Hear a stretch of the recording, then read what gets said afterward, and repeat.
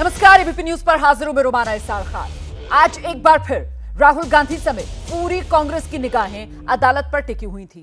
Modi surname वाले मानहानि case में राहुल गांधी पर गुजरात हाईकोर्ट का फैसला आया और राहुल गांधी को एक बार फिर से वैसा ही झटका लगा जैसा 4 महीने पहले सूरत की निचली अदालत से लगा था। गुजरात हाईकोर्ट ने याचिका खारिज करते हुए कहा, दोष सिद्धि पर रोक लगाने का कोई आधार नहीं है। राहुल गांधी के खिलाफ 10 केसेस पेंडिंग हैं। मौजूदा मामले के बावजूद कुछ केस फाइल हुए हैं राहुल पर।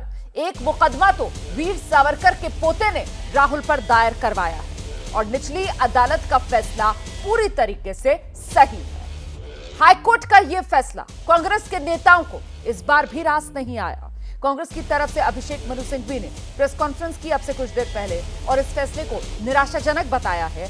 साथ ही एक बार फिर वही सवाल दोहरा दिए जो पहले से कांग्रेस पार्टी की तरफ से पूछे जाते रहे। और अब महत्वपूर्ण यह हो जाता है कि राहुल गांधी का आखिर क्या होगा।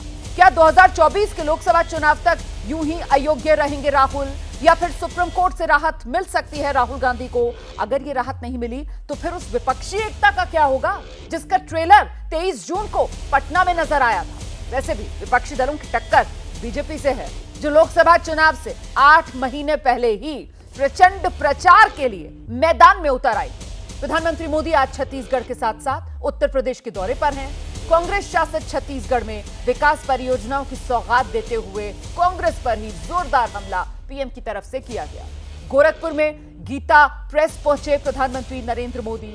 यानी विपक्ष के सामने मुसीबत कम नहीं हो रही, क्योंकि एक तरफ पीएम मोदी के नेतृत्व वाली बीजेपी है और दूसरी तरफ विपक्ष के तमाम दल ऐसे हैं जो वक्त वक्त पर कांग्रेस को ही झटका देते रहे। कभी ममता बनर्जी, कभी अरविंद केजरीवाल ऐसी बात कह देते हैं जो कांग्रेस के सामने संकट पैदा कर देती है। और कांग्रेस इस संकट से निकलने की कोशिश कर ही रही थी कि राहुल गांधी को गुजरात हाईकोर्ट से नया झटका लगा।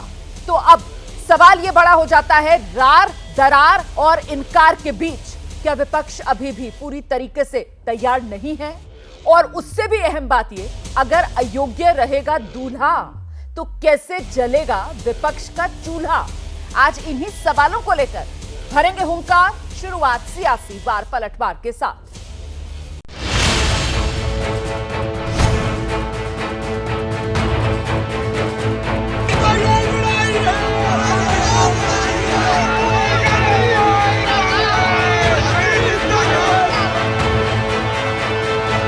फैसले को हम नामदार हाईकोर्ट के फैसले को स्वीकार करते हैं। उनको अभी सोचना चाहिए कैसे इतिहास न रचे।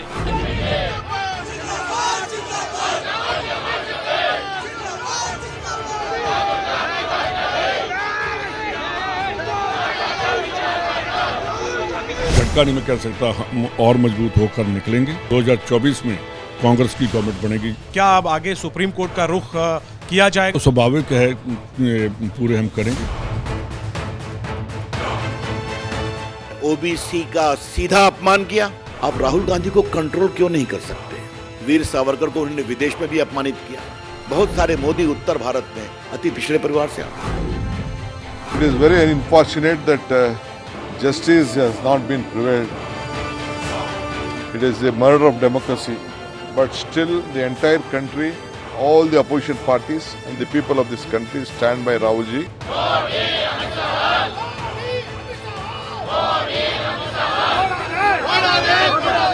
कानून है या जो न्यायालय है उसका निर्णय है। आपने जो है वो गाली दी, आपने अपशब्दों का इस्तेमाल किया, आप तो इसके हिस्ट्री शीटर हैं। पूरा देश राहुल गांधी जी को संसद में देखना चाहता है और हमें पूरा विश्वास है कि राहुल गांधी जी मानसून सत्र में इस देश की संसद में फिर से खड़े होंगे और पूरी भावुकता के साथ मणिपुर का जो वो सच जिसे भाजपा ने छुपा रखा है उस पर बात रखेंगे। तो राहुल गांधी को आप सड़क पर चलने से तो नहीं रोक पाएंगे ना, खुशबू को आप बिखरने से नहीं रोक सकोगे।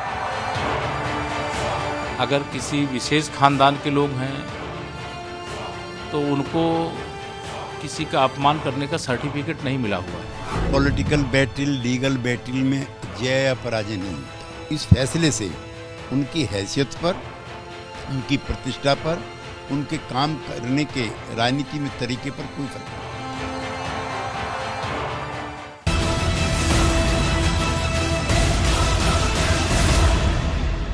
जैसे ही घड़ी का काटा दोपहर 2:30 पे आए, बबीता जी का दिल सास बहू साजिश के लिए मचल जाए। और ये है इनकी बहू, पूरे दिन ऑफिस की टेंशन हो जाए गॉन जब ये करें अपना फेवरेट शो फ्री टाइम पे ऑन। इनकी तरह आप भी देखें अपना फेवरेट शो अपने टाइम पर और डाउनलोड कीजिए एबीपी लाइव ऐप अपने स्मार्ट टीवी पर।